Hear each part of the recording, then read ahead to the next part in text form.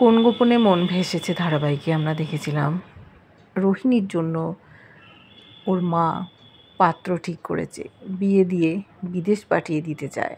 মন্দার একজন ক্রিমিনাল, কখনোই কোনো মা চাইবে না তার সন্তান একটা ক্রিমিনালকে ভালোবাসুক, তার সাথে সংসার করার চিন্তা করুক। সেই জন্য নিজের ছোটোবেলার বান্ধবী তার ছেলের সাথে বিয়ে দেবে বলে ঠিক করে। সন্ধেবেলায় আসার কথা, তারা চলে এসছে, পরিবারের লোকজন অপেক্ষা করছে, কথাবার্তা হবে।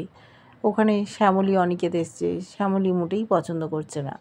অনিকেত কেন এরম করছে, দুজনের মধ্যে একটা ঝামেলা লেগে যাচ্ছে। ওদিকে প্রিয়াও ফিরে এসছে, প্রিয়াও বুঝতে পারছে না যে কেন এরকম মামি করছে। জানে মন্দারকে ভালোবাসিল, তাও কেন অন্য ছেলের সাথে বিয়ে দিতে চাইছে। চলে এসছে পাত্রপক্ষ, ওরা রোহিণীর খোঁজ করছে, কোথায় গেল রোহিণী। রোহিণীকে আনতে গেছে ওর মা, এক্ষুনি চলে আসবে। দেখেছি খুব সুন্দর করে সাজিয়ে অপরাজিতা মল্লিক মেয়েকে নিয়ে ওপর থেকে নিচে নামছে। শ্যামলীরা দেখতে পেয়েছে, অনিকেত দেখে বলছে ওই তো রো চলে এসছে, বসেছে। ওকে দেখে খুব খুশি পাত্রপক্ষ। ছেলেটির প্রথম থেকেই ভালোবাসা ভালো লাগা ছিল রোহিণীর প্রতি, ছোট থেকেই হয়তো চেনে, সেই জন্য এবার সামনাসামনি কথা হবে।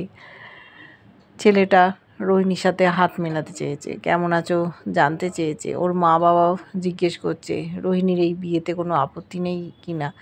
অপরাজিতা বলল ওর কেন আপত্তি থাকবে, ও আমার বাধ্য মেয়ে, আমি যার সাথে বলবো ও তাকেই বিয়ে করবে। রোহিণীও চুপচাপ আছে। মনে মনে শ্যামলী ভাবছে যে রোহিণী দিদি তুমি বলে দাও তুমি মন্দারকে ভালোবাসো, কিন্তু রোহিণী একেবারে চুপচাপ, কিছুই বলতে চাইছে না। ওদিকে প্রিয়া বলছে রোহিণীকে যে রো তুই বলে দে। যখন জানতে চাইছে ওরা রোহিণীর মুখেই শুনবে যে রোহিণীর এই বিয়েতে আপত্তি নেই তো, কিন্তু রোহিণীও চুপচাপ রয়েছে, কিছু বলছে না। অপরাজিতা বলছে ও যে চুপ করে আছে তার মানে ও রাজি, আমি চাই চার হাত এক করে বিদেশে চলে যাক। এবার ছেলেটাও জানতে চেয়েছে যে তোমার বিদেশে গিয়ে সেটেল করলে কোনো আপত্তি হবে না তো, তুমি আমাকে বিয়ে করতে চাও। রোহিণী বলে দিয়েছে না আমার কোনো আপত্তি নেই, আমি বিয়ে করে বিদেশ যেতে চাই। সবাই খুব খুশি। অপরাজিতা বলছে আমি জানতাম আমার মেয়ে ঠিক এটাই বলবে। ওদিকে শ্যামলীও অবাক হয়ে গেছে, প্রিয়াও অবাক যে রোহিণী দিদি কী বলল, বুঝতে পারছে না, হয়তো অভিমানবশই বলেছে, কিন্তু ওর মনের মধ্যে কত দোলাচল। মন্দারকে ভালোবাসে, অন্য একটা ছেলের সাথে সংসার করতে যাবে, মানিয়ে চলতে হবে। সবাই খুব খুশি। রোহিণী বলেছে তোমরা তাড়াতাড়ি বিয়ের ডেটটা ঠিক করো। অপরাজিতা বলল সামনের আমরা প্রথম ডেট যেটা পাবো সেই ডেটেই রোর বিয়ে দিয়ে দেবো। পাত্রপক্ষ খুশি হয়ে চলে গেল। এদিকে ঠাম্মি বলছে বৌমা তুমি একটু ভেবে দেখো, 3টে জীবনের ব্যাপার, 3টে জীবন নষ্ট হয়ে যাবে, রো কি মন দিয়ে সংসার করতে পারবে। ওর মা বলছে যে আপনি কি বলছেন কাকিমা, এরকম বলবেন না, একটু অ্যাডজাস্ট তো করতেই হবে। অন্য একটা পরিবারে গেলে স্যাক্রিফাইস অ্যাডজাস্ট এগুলো না করলেও টিকে থাকবে কি করে। রোহিণী কোনো কথাই বলছে না। শ্যামলী অনিকেতকে বলছে যে তুমি একবারও রোহিণী দিদির কথা ভাবলে না, ও মন্দারকে ভালোবাসে, ওর ভালোবাসাটা মিথ্যে হয়ে গেল, কি করে ও অন্য কাউকে ভালোবাসবে, তাকে মনে জায়গা দেবে, বুঝতে পারছে না। রোহিণী আর কোনো কথা বলল না, দৌড়ে ওখান থেকে ওপরে বেরিয়ে চলে গেল। পেছন পেছন শ্যামলীও দৌড়চ্ছিল। অনিকেত ওকে ধরে নিয়েছে। এদিকে প্রিয়া ঠাম্মিকে বলল চলো আমরা পরে শ্যামলীদির সাথে কথা বলে নেব, ওদের মন খারাপ। অপরাজিতা মল্লিকও চুপচাপ বসে ভাবছে। ওর স্বামীও বলেছিল তুমি একটু ভেবে দেখতে পারতে, বিয়ে নিয়ে এত তাড়াহুড়ো করছো, একটু নয় সময় দিতে। ওদিকে যখন থানায় গেছিল শ্যামলী অনিকেত, ওদের খুব জেরা করেছে, জেরাতে বেফাস কিছু বললেই ধরে ফেলতো। বারবার জানতে চেয়েছে আপনারা মন্দার চৌধুরীকে আশ্রয় দিয়েছেন, মন্দারের নাম তো পুলিশের খাতায় আছে। শ্যামলী বলেছিল মন্দার কিডন্যাপ হয়ে গেছিল, ওকে আমরা 2 বছর খুঁজে পাইনি, তারপর খুঁজে পেয়েছি। আর মেসোমশাই ওকে যেতে বলেছিলেন, বলছে ও আপনারা খুব কায়দা করে মন্দার চৌধুরীকে ঢুকিয়ে দিয়েছিলেন পার্টিতে, আর নিশ্চয়ই কোনো কারণ আছে। এরপর আপনারা আবার একটা সুযোগ পেলেই মন্ত্রীকে মেরে ফেলবেন। ওরা বলছে আমরা কেন এরকম করব? মন্দারই যে এই কাজটা করেছে অনেকে তো জানে, কিন্তু কেউ মন্দারের নাম বলল না। সমানে জেরা করে যাচ্ছে, সেই সময় হঠাৎ কমিশনারের ফোন এসেছিল। বলছে 1 ঘন্টার উপর আপনারা জেরা করছেন, একটা দিনের জন্য এটাই যথেষ্ট, বেশি হ্যারাসমেন্ট করবেন না।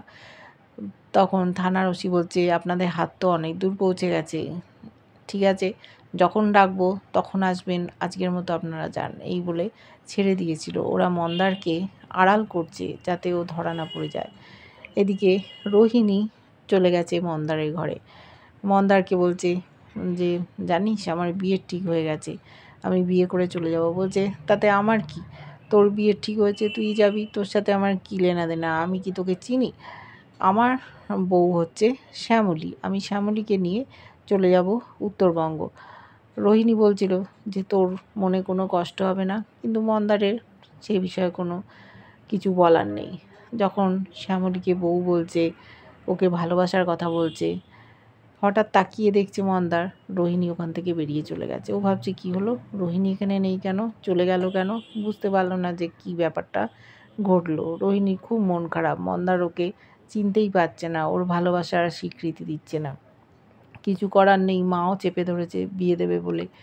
এদিকে শ্যামলীকে সিঁড়ির কাছে আটকে দিয়েছিল অনিকেত। বলছে তুমি কোথায় যাচ্ছ? বলছে রোহিণী দিদির কাছে, হয়তো মন খারাপ, জীবনটা নষ্ট হচ্ছে। বলছে যে তুমি কি করে পারলে দুটো ভালোবাসার মানুষকে একটা করে ছাড়াছাড়ি করাচ্ছ? অনিকেত বলল তোমার কি মনে হয় ভালোবাসার পাঠটা তো আমি তোমার কাছ থেকেই শিখেছি। বলছে তার মানে? বলছে দেখো এটা মন্দারের স্মৃতি ফেরানোর জন্য একটা চাল ছাড়া আর কিছু না। বলছে কি বুঝতে পারছি না। বলল মন্দারকে তো আমরা অনেক রকমভাবে চেষ্টা করেছি, কিন্তু মন্দারে কিছুতেই স্মৃতি ফেরেনি। মন্দার কত ভালোবাসত রোহিণীকে, রোহিণী মনে পড়ছে যে ওকে কাছে টেনে নিচ্ছে, বাড়ির লোক দেখলো তাতে ক্ষতি কী, ওর হবু বউ, এইসব অনেক স্মৃতি জড়িয়ে আছে, কিন্তু মন্দারের আজ কিছুই মনে নেই। কিছু কিছু দেখেছিল অনিকেত শ্যামলী, কত সুন্দরভাবে ওরা সময় কাটাতো, আর এখন কি হাল হয়েছে। তাই অনিকেত বলল দেখো যা হচ্ছে হতে দাও, তারপরে দেখা যাবে, বিয়ের আয়োজনটা হোক, যদি মন্দারে কিছু মনে পড়ে। তখন শ্যামলীর মুখে হাসি ফুটেছে। বলছে এটা তো তুমি আগে বলবে, আমরা দুজনে অশান্তি করছি, ঝামেলা করছি। বলল দেখো আমার মনে হচ্ছে তোমার আমার সাথে ঝামেলা পাকানোর চেষ্টা করছে তৃষা। বলছে তাই নাকি? বলল হ্যাঁ। বলল যে সকালে দেখো আমি যখন বলছিলাম যে রোর বিয়েটা হোক, তখন তৃষার কত আনন্দ দেখেছিলাম, তুমি বাধা দিচ্ছিলে। বলছে তুমি কি দেখতে পেয়েছিলে? বললো হ্যাঁ, ওর হাসি মুখটা আমি দেখতে পেয়েছিলাম। বললো ও তার মানে ওরা চেষ্টা করছে তোমার আমার মধ্যে একটা ঝামেলা পাকিয়ে অশান্তি গোলমালের সৃষ্টি করা।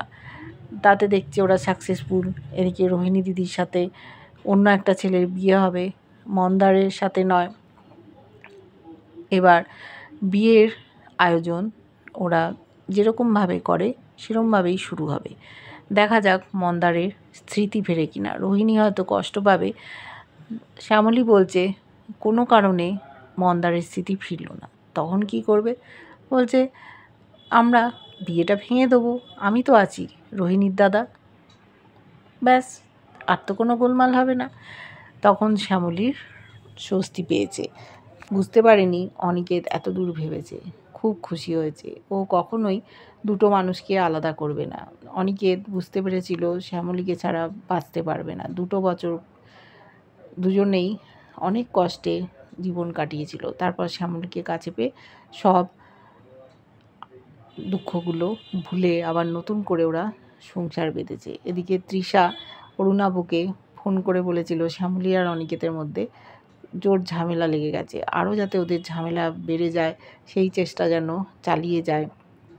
সত্যি করে তৃষা মা হতে চলেছে সেটা অরুণাবকে বলল। অরুণাব বলল তুমিও সাবধানে থাকবে। আর তৃষা বলেছে শ্যামলী আমার যত্ন করছে, একজন সন্তান সম্ভবা মা তার অযত্ন শ্যামলী কখনোই করবে না, এটা আমি জানি। আমি চাই আমার সন্তান সুস্থভাবে জন্ম নিক, আর তুমি বাচ্চা জন্ম হওয়ার আগেই ছাড়া পেয়ে যাও। আমি তোমাদের দুজনকে একেবারে বুকে করে আগলে রাখবো। অরুণাবও বলছে, হ্যাঁ আমি তোমার বাচ্চা জন্ম হওয়ার আগেই ঠিক ছাড়া পেয়ে যাব, ফিরে আসব, আমরা একসাথে সুন্দরভাবে জীবন কাটাবো। এইবার দেখব যে রোহিণীর সাথে আদৌ বিয়েটা হয় কিনা। কেমন লাগছে ধারাবাহিকটা জানিও। ভালো লাগলে লাইক, কমেন্ট, সাবস্ক্রাইব করে যারা ফেসবুক পেজ থেকে দেখছো ফলো করে সাথে থেকো।